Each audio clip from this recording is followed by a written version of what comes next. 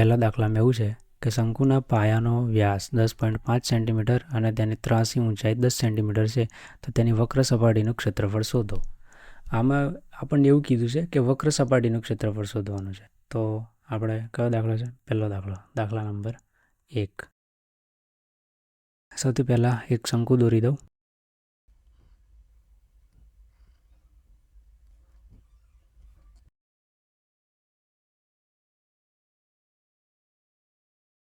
ચાલો, સૌથી પહેલાં મેં શંકુ દોરી દીધો છે.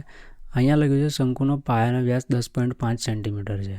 બરાબર. તો આ પાયામાં જે વર્તુળ છે, બરાબર, આ વર્તુળ છે, વર્તુળનું કેન્દ્ર, અને એનો વ્યાસ કીધો છે. વ્યાસ એટલે કે આ થઈ ત્રિજ્યા, આ થયો વ્યાસ. બરાબર.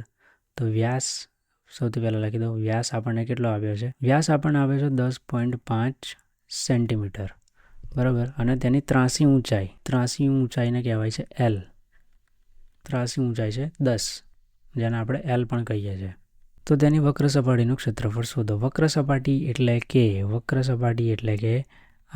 હું જે યલો કલરથી જે હાઇલાઇટ કરીશ તે ભાગ.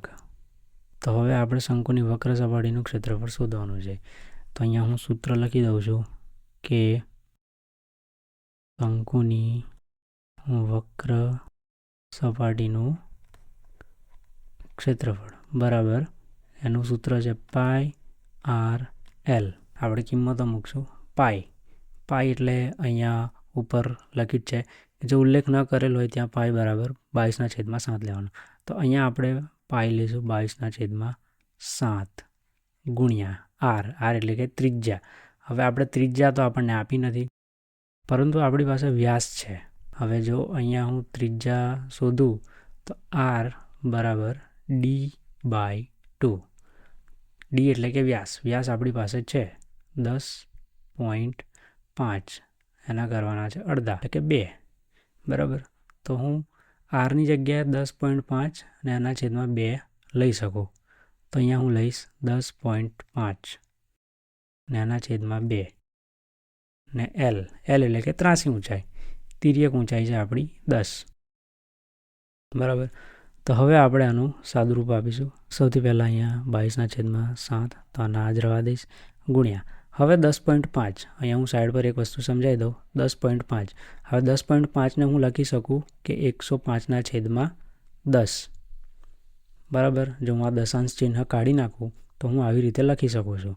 તો અહીંયા હું લખી દઈશ 105/10, અને 2 તો હું છેદમાં જ રવા દઈશ, ગુણ્યા 10.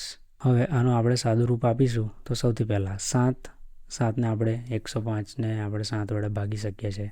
બરાબર. 15 + 105 થાય. 15 + 105 થશે. તો અહીંયા આવશે 15 અને આ 7 ઉડી જશે. આ 10ને અને આ 10ને પણ હું ઉડાવી દઈશ. બરાબર. ઉડાવી દઈશ એટલે કે ભાગાકાર થશે ટૂંકમાં. આ બેનો ભાગાકાર થઈ જશે. હવે આ બેનો આ 22 જોડે ભાગાકાર કરીએ તો 11 દુ 22. અહીંયા આવી જશે 11, અને આ 2 પણ નીકળી જશે. તો હવે આપણી પાસે રહ્યું 11 ગુણ્યા 15. તો હવે આપણે 15નો અને 11નો ગુણાકાર કરશું. જે જવાબ આવશે, તો આનો જવાબ આવે છે 165. આનો એકમ આવશે સેન્ટીમીટર સ્ક્વેર. તો આ તો થયું વક્ર સપાટીનું ક્ષેત્રફળ. તમે અહીંયા જવાબમાં પણ જોઈ શકો છો. સ્વાધ્યાય 11.1નો પહેલો જવાબ 165 સેન્ટીમીટર સ્ક્વેર.